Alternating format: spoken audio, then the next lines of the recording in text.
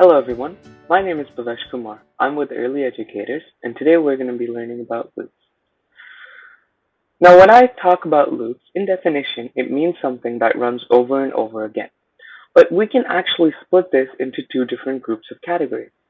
For example, the first group would be a counting loop, a loop that runs for as many times as I tell it to.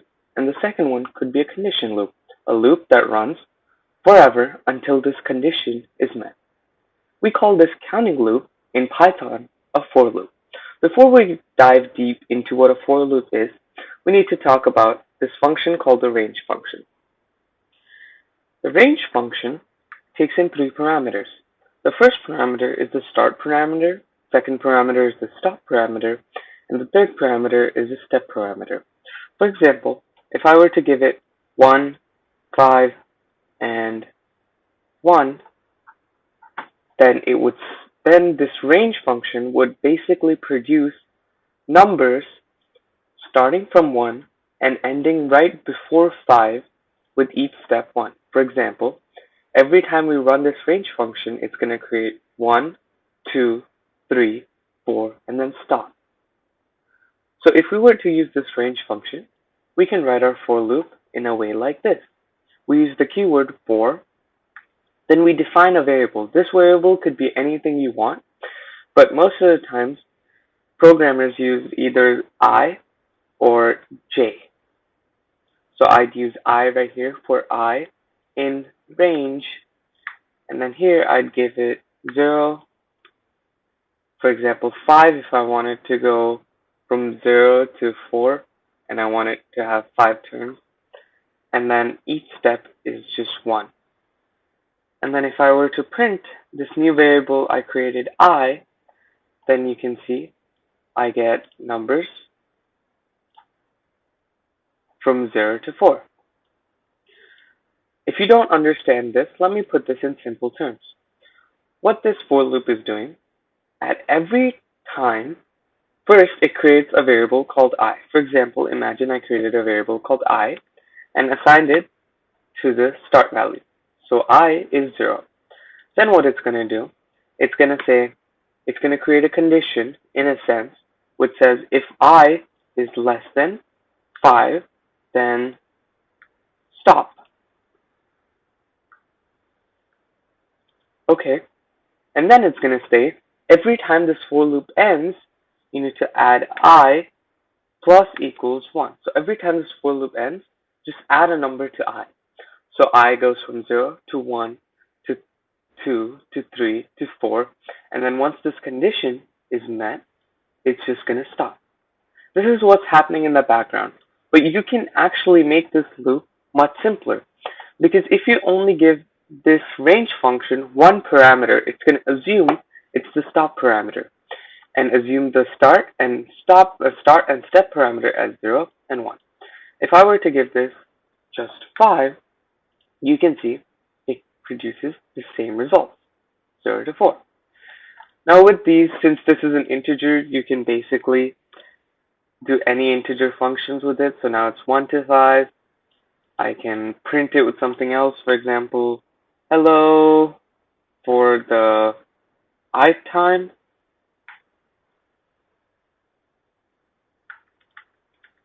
And then, oh, I forgot a plus here. So it can just say hello for the ith time.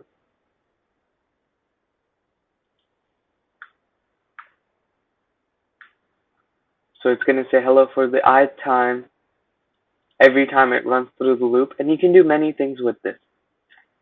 Now, when we later talk about creating lists and other things as well in our next lesson, for example, if I were to create a list like Lynn, and then here I name Bhavesh,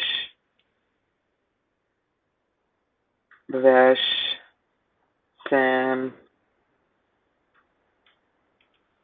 and John, for loop is also used to iterate through lists. For example, if I were to write for names, now remember, always the second word is always a made up variable. So you can assign it names, anything you want. In Lynn, And here it goes through the list and prints out each element. For example, if I were just to print out names, it would print out each element over time. But we'll cover more on this in the next lesson. Now, I also mentioned the second type of loop, which is a conditional loop. This loop is also known as the while loop. It works a little something like this. We write the while statement, and then we write a condition, and here we just write semicolon and our expression. Most of the time, this condition can be a condition like a Boolean condition. For example, if I were creating a game, I can write run equals true, and I can say while run, and I can say print, or every time it runs, I can just say input in equals input, and let's say if int equals quit, then we're gonna set this run to false, and our condition is false now, so this would stop.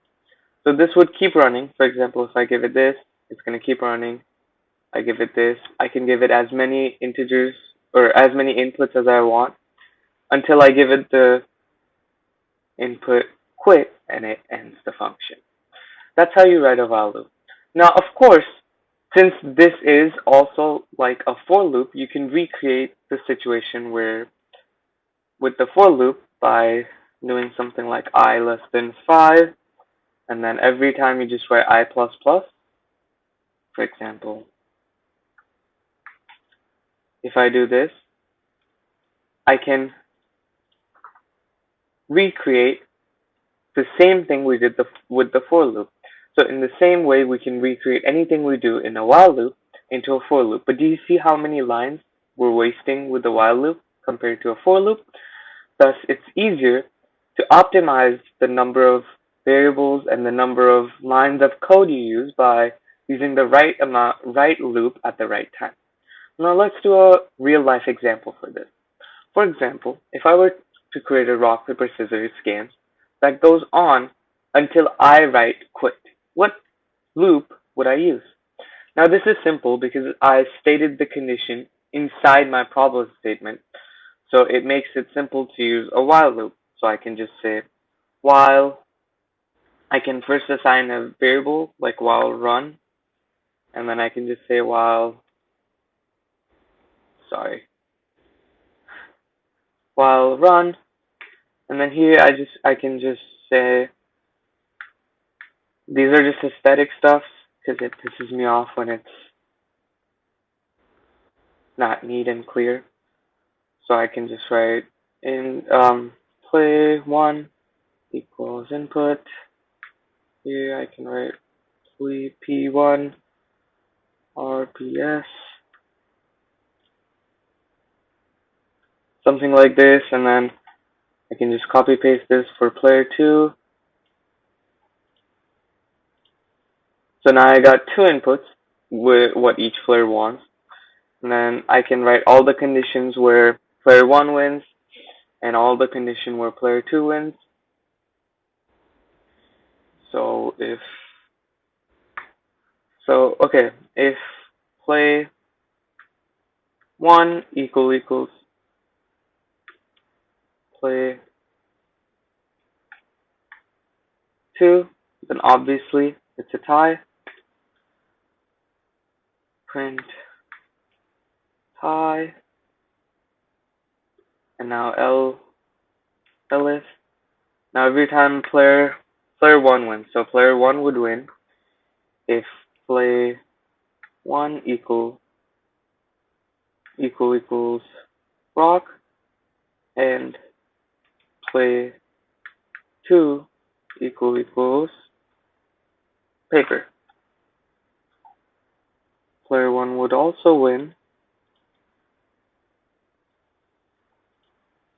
if this were true. Player 1 equals paper, and this equals rock, or this is scissors, and this is paper. Now, in all of these cases, player 1 wins, and in all the other cases, player 2 wins, since we've already covered ties. So I don't need to list out everything again. I can just write else print player 2 wins.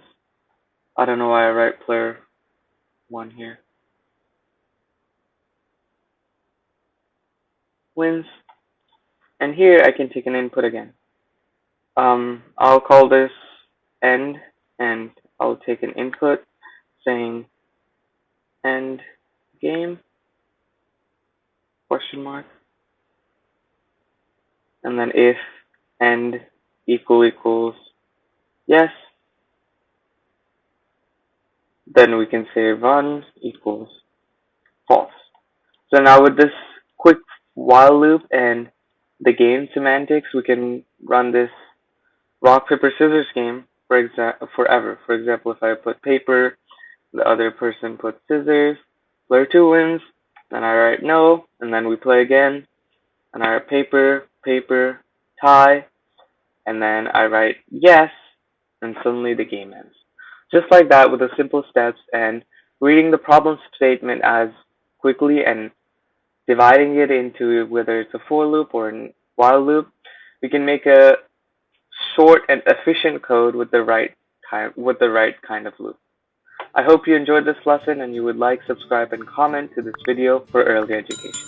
Thank you for watching.